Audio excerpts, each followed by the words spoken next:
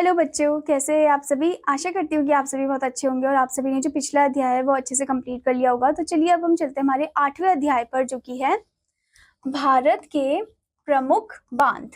तो हम जानते हैं भारत के डैम्स के बारे में। ठीक है, तो यहाँ पर आपसे क्वेश्चन पूछा गया है, निम्नलिखित बांध किस नदी पर है, सहायता कक्ष में से छांटकर खाली स्थान में लिखिए। तो आपको बताना है कि ये जो निम्नलिखित बांध है, यानी कि जो डैम्स है, वो कौन सी जगह में, आपको हेल्प बॉक्स की मदद से लिखना है ये सब। फर्स्ट आपसे क्या पूछा गया है, उकाई बांध। तो ये जो उकाई बांध है ये कौन सी जगह में है। उकाई बांध है ताप्ती में। ठीक है, यानी कि ताप्ती नदी में। तो आप फर्स्ट ब्लैंक में क्या लिखोगे, ताप्ती। नेक्स्ट आपसे क्या पूछा गया है, फरका बांध।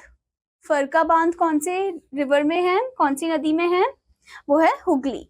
तो आप लिखोगे हुगली। ओके। नेक्स्ट आपसे पूछा गया है टीरी बांध। टीरी बांध कौन सी नदी में, कौन से रिवर में है। टीरी बांध है भागीरथी। ठीक है, तो आप लिखोगे थर्ड ब्लैंक में भागीरथी।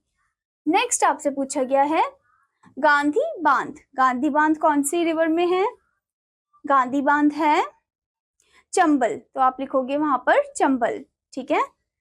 नेक्स्ट आपसे पूछा गया है नागार्जुन सागर बांध। नागार्जुन सागर डैम जो है वो कहाँ पर है, कौन सी रिवर में है, कौन सी नदी में है, वो है कृष्णा। तो आप लिखोगे फिफ्थ ब्लैंक में कृष्णा।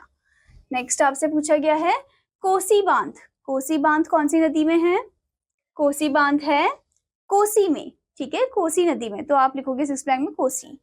नेक्स्ट आपसे पूछा गया है भाखड़ा नांगल बांध।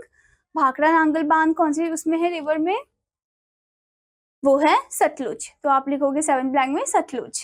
नेक्स्ट आपसे पूछा गया है रिहंद बांध। रिहंद बांध कौन सी जगह में है, कौन सी रिवर में है, वो है रिहंद। ठीक है, तो आप लिखोगे एट ब्लैंक में रिहंद।